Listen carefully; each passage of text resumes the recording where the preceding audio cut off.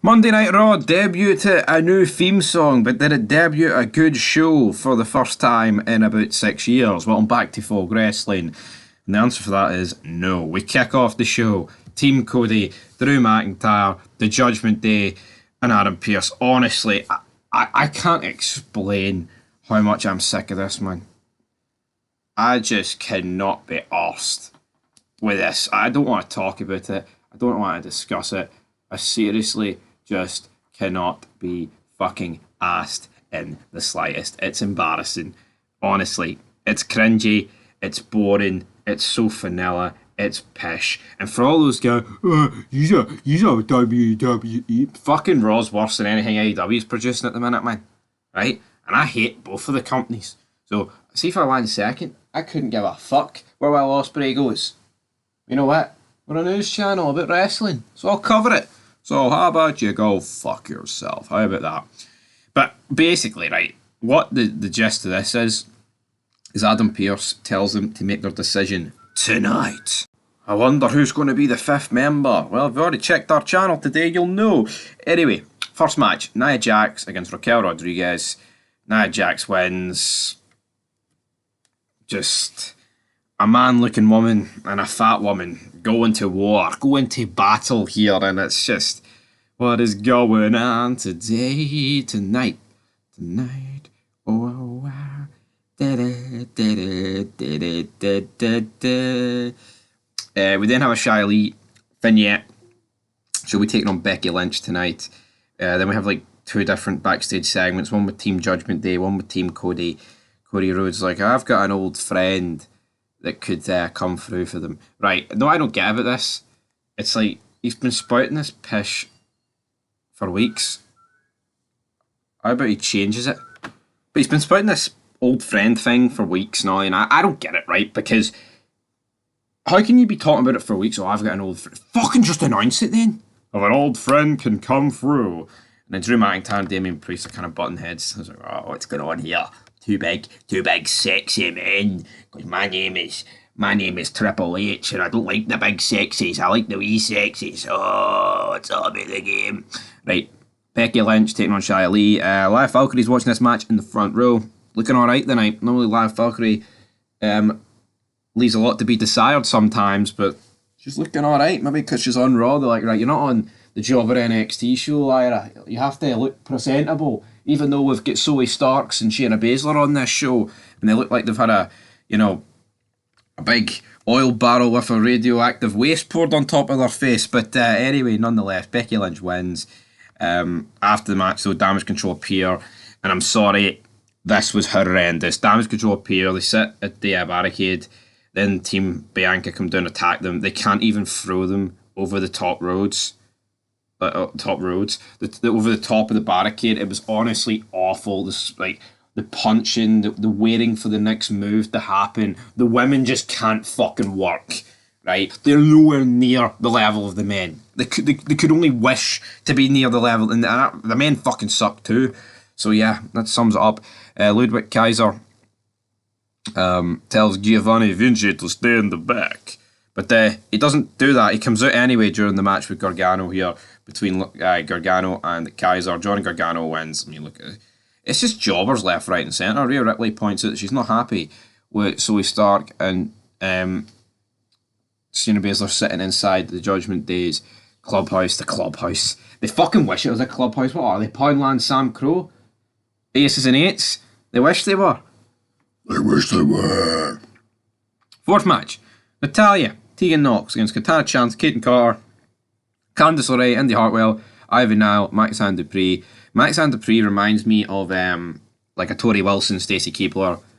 You know, hot, can work, can talk, and is funny. Doesn't need to be a good wrestler, because women don't need to be. That's just the simple fucking reality of it. Chelsea Green and Piper Niven were on commentary during this match. Of course, winner becomes the #1 contender. And sadly, though, it was Natalya and Tegan Nox that won. I'm not happy with that. Gunther is not pleased, though, with Kaiser. He says, I'm making Giovanni Vinci responsible for Kaiser going forward. Then it announces next week that there'll be a tag team turmoil match. The winners will become the #1 contenders for the undisputed WWE Tag Team Championship. Who's going to be in it? Nick Aldis then confronts Aaron Pierce in the backstage area. What? What the fuck is this, man? Why are these two constantly appearing on each other's shows?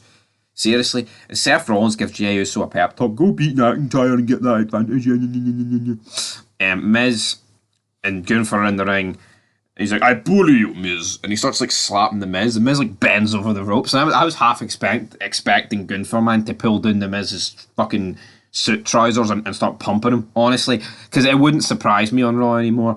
This was absolutely embarrassing. Absolutely shite. You know, absolute mince. Gunther's a boring bastard. How can this guy, why is this guy allowed to say bullying, but Bully Ray couldn't debut a character called Bully Ray? But make a wish, be a star. Da, da, da, da.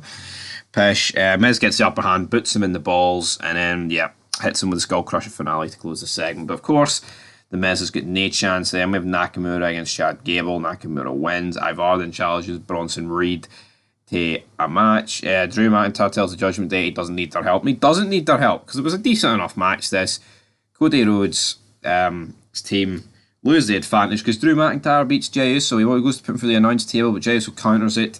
But then the Judgment Day come down, get a bit of a brawl here. I mean, oh fuck! I've not seen this collection of people brawl before in pro wrestling.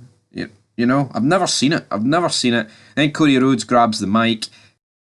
I hear voices in my head. I'm the fifth member of Cody's team. They talk to me. They talk to me.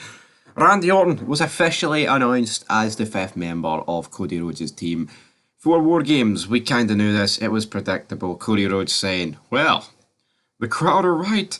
They've been chanting Randy for weeks, and guess what? It is Randy. Cody Rhodes hyping it up as an old friend. Randy Orton's returning, right? I like Randy Orton, but I think this is being blown way out of proportion.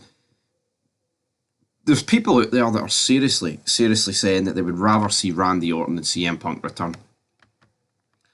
And I think that is actually quite scary, to say the least. Honestly, I think it's a bit of a joke how CM Punk's return to WWE is being completely diminished and that it shouldn't happen. But just to quickly recap this segment of Raw, it was during the main event of WWE RAW on November 20th, 2023. Jey Uso faced Drew McIntyre to determine which team gets the advantage for War Games at Survivor Series. After a back and forth encounter, McIntyre won clean with the Future Shock DDT. Following the match, McIntyre continued the attack on Jey. Members of the Judgment Day and Cody Rhodes' team came down. There was a brawl. Cody then got on the mic and said that the fifth member of someone he had a legacy with, an apex predator. Fans chanted Randy. Cody said they were right. The show went off the air without Orton officially making an appearance. So Randy Orton doesn't make the appearance. He will make that appearance at Survivor Series. No, yeah.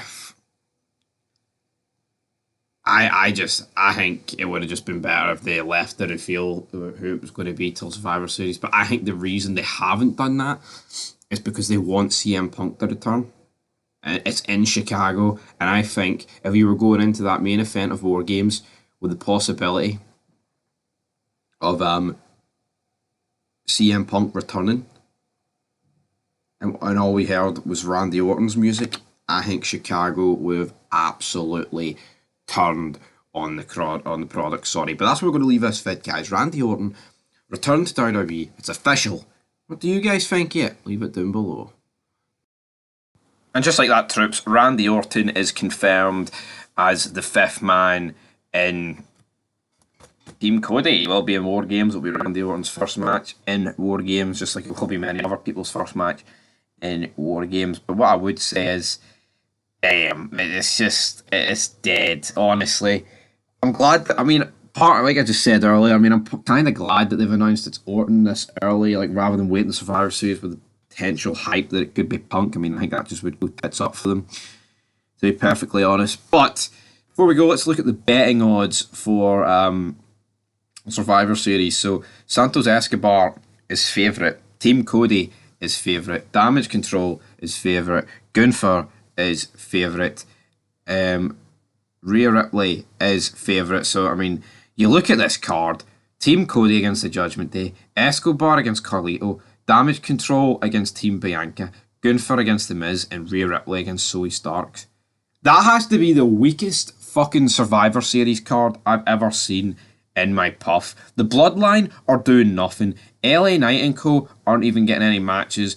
Solo Sikoa. Like, seriously, what are they doing over on SmackDown?